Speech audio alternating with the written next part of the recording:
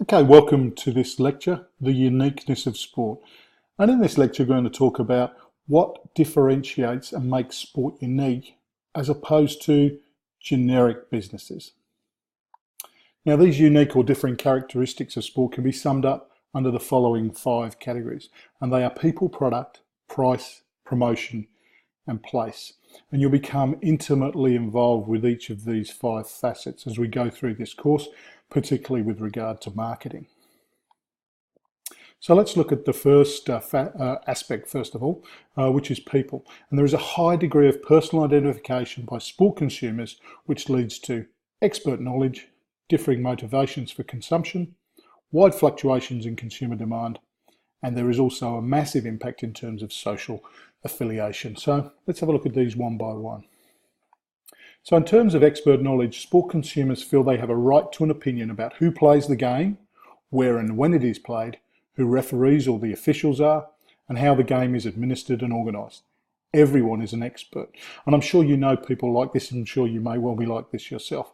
Although you may not have competed at Judo at a high level, you still have an opinion on the Olympic gold medalists. You still have an opinion on whether that particular bout should have been won by such and such. So sport is such a thing that anybody from whatever background tends to have expert knowledge in. This is not the case necessarily in generic business. Second one is differing motivations, and due to the personal nature of sport consumption, many different motives can be satisfied. And the challenge for a sport manager, a sport marketer, is to understand these, prioritise them, and then utilise them to communicate a particular message. So some people may watch tennis for these reasons. It's old school, it's wearing the whites, but other people may watch it for differing reasons. As you can see, Serena Williams dressed in the latest fashions. So there's a development, and within sport, there's many people with differing motivations for consuming it. Other people may consume tennis for this particular reason. It's the sexiness, the bodies of the athletes involved, both male and female. Another reason, a different motivation for consuming sport may be some of these sorts of things. So the emotional moments, the crashes, the Mary Decker Slaney there in Atlanta being tripped over by Zola Budd, Muhammad Ali, a guy falling off a bike, a man pulling his hamstring in an Olympic final of the 400 metres. These are all differing motivations for people's consumption of sport. There's also fluctuation in consumer demand when it comes to sport. The demand for sport is erratic and unpredictable. So in some cases we may have full stadia, and in other cases stadia may be quite empty. And I'm sure you've probably realised this in your dealings as judo managers, that it can be very hard to predict sometimes who's going to attend and in what sort of numbers. And this sets up amazing problems for an organisation in terms of, say for example, actually putting on enough merchandise, putting on enough concessions to be able to service demand, or putting on too much. As I mentioned in the initial part 2, there is a massive impact from social affiliation. Sport is consumed in public and usually in the company of others. It's one of the reasons we attend sporting events. Now, the level of enjoyment at an event is generally dependent on the interaction with the others who are experiencing the event. So you might have a bit of banter with your friends sitting next to you, with your family, with your young kids. Others take this to an altogether different level. So dress up the same. This is Terry McDermott, one of the heroes of Liverpool many years ago. And they all have this social affiliation. They wanted to look like him for this particular game, and hence they dressed up. So moving on now to the second aspect, key aspect, which is the sport product. And there are 5 factors differentiating the sport product from others. Its universal appeal, the experiential nature of the product, the fact that there is simultaneous cooperation and competition, an overall lack of control over the core product, and the fact that sport is both a consumer and an industrial product. So looking at universal appeal, as we know, sport is everywhere and crosses many geographic, demographic and psychographic groups, and we'll learn more of those later. This makes it an extremely attractive proposition for the media, for sponsors and for people to become involved. And we see there FIFA, but that could be Sport Accord, that could be the IOC, that could even be the English Premier League or the International Judo Federation. There is a range of appeal across geographic, demographic and psychographic groups. The experiential nature of the sport products is also key. So there are service characteristics such as perishability, heterogeneity, intangibility, and the inseparability of production and consumption. And these all relate to the sport product. So once that event's been on, it's finished. You can't see it again except perhaps sort of a replay on television. Thirdly, there's simultaneous cooperation and competition. So in order to provide a structured opportunity for competition, sports teams, for example, need to cooperate and form a league or association. Membership is compulsory to play in this league.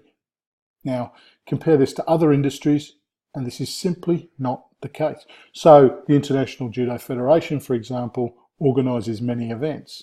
You have to be part of the International Judo Federation to compete in those events. So there's that simultaneous cooperation and competition. And this filters down to the local level of judo competition as well. There is an inherent lack of control over the core product in terms of sport, and the game itself, the core product, is invariably outside the control of the marketer.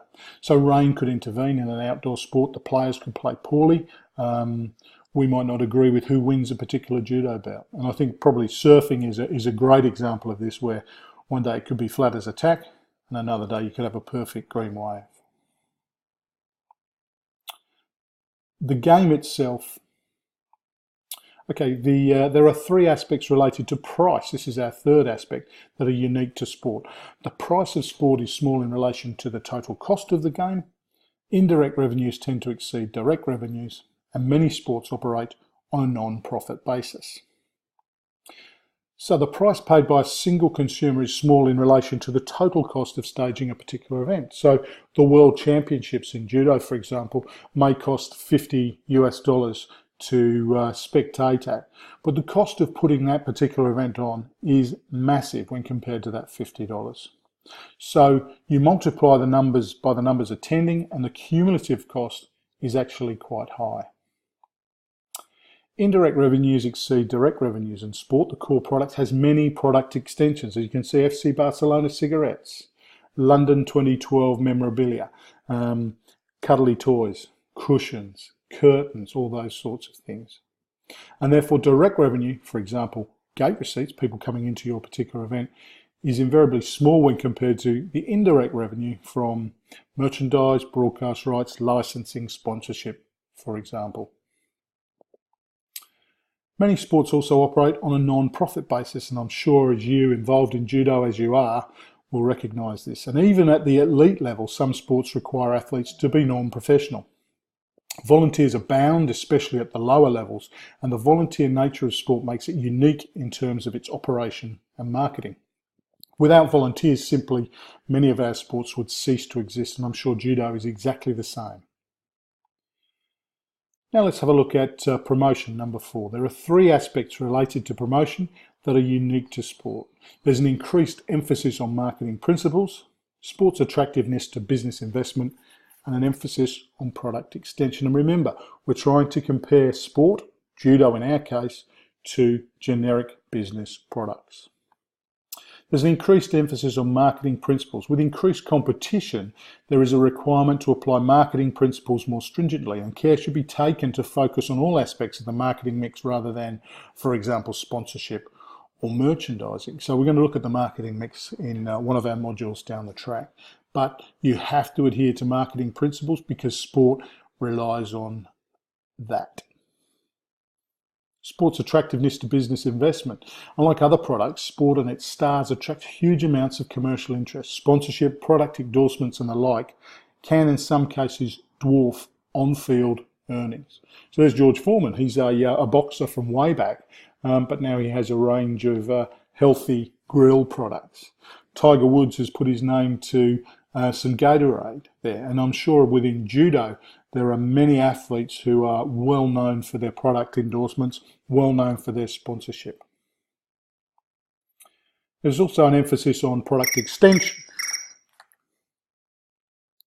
As marketers have little control over the core product, they must concentrate on product extensions. So for example, the facility, the merchandise, and the entertainment. So because we can't control the type of bout it's going to be within a judo context, we could try and control some of the things around that particular event. Finally, there are two aspects related to place that are unique to sport.